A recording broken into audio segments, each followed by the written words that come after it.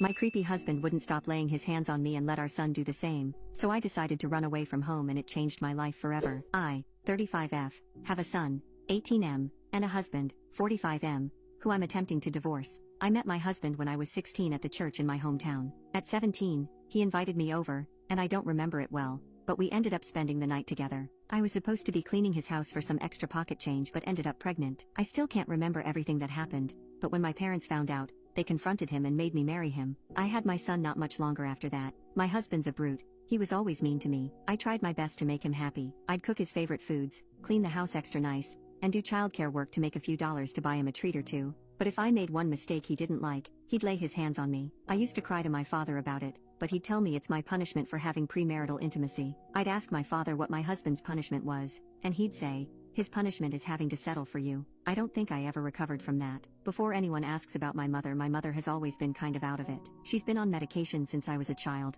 and she's kind of like a zombie. She doesn't talk much or do much of anything unless my father says so. She was different when I was little, but I hardly remember those days. The hitting got worse, to the point where I wasn't really allowed to leave the house, or if I did I had to wear makeup or else my husband would think I was trying to get him in trouble. My son grew up watching this. I've heard stories of kids hating their abusive fathers, but my son loved his father more than he loved me. I never wanted my son to hate his father, but he started acting out, and eventually, he started laying hands on me. My son started hitting me when he was 10. It was light, and I'd tell him to stop, but as he got older, it'd go harder. If I told him no, he'd fully hurt me, and my husband would back him up a lot of the times. He'd say, he's just learning to be a man, he'll stop when he's older and has his own wife. It got to the point where I was terrified of my baby, the only thing in this world I ever got to make, and he terrified me. When he was 16 he broke my arm really bad because I showed my husband his report card. My husband disciplined him but never told me how. I grew to hate my son so much every day, but I still tried to be good to him, to help him. He didn't want that. I couldn't make him want that. I couldn't sleep or eat without dreaming of my son and husband hurting me. My son once pinned me on the ground because I had asked him to help me lift something.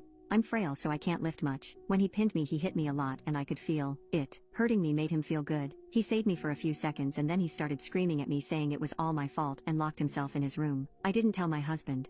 I should've, but somehow I felt like I would've just gotten hurt worse either by my sons or my husband. He was 17 when this happened, so last year, after his 18th in January I packed a bag and wandered off into the night. I don't have friends. My father wouldn't help me even if I told him these things. I slept on a park bench and went to the library and looked up a woman's shelter. I worked really hard and got a studio apartment. I don't know how, but my son found me. He spent hours at my door knocking and crying for me, calling me mama. He hadn't called me that in years. I was terrified he'd break the door down and drags me back to the house, but my neighbors made him leave. My son has somehow gotten my number and now he, my husband and father, and some of my son's friends are texting me and calling me horrible names. My son says I'm a bad mother for running away and not loving him the way he loves me. My husband says he won't grant me a divorce and that he'll take whatever I have right now, and that I've failed as a woman. My father says I'll die alone because I'm a bad woman. My father even got my mother on the phone to speak to me. She's all pilled out though, so I shouldn't take her words to heart. But she says that a woman can never abandon her child no matter how painful life gets. She told me when my father hurt her she never left me. So I was a coward and a failure, you leaving my son. She said she could forgive divorce, but not leaving my baby behind. Am I in the wrong here? Edit. I've been reading a lot of comments and I'm grateful and very overwhelmed. I won't get too specific, but I just packed an essentials bag and have purchased a ticket for out of town. I got off the phone with a shelter a few thousand miles away, and they're willing to get me once I arrive in their city. I'll figure out divorces and restraining orders once I'm finally there. Until then, I'll read the comments to see if there are any more useful things to learn. Luckily, my studio is on a month-to-month lease because I had never really planned on making this a permanent home, so leaving is as hard as I thought. Running away the first time was hard, but maybe the second time would be easier. Update. Here's a small update, and I likely won't update again due to being nervous about everything, but I'm on a bus. I got on this morning, and I'm about 5 hours away from the state, and then I'll be getting on a plane. I had enough money for a ticket, so I'll be super far away. I won't work on the divorce until a few months from now, and I have a small job lined up. It's nothing special.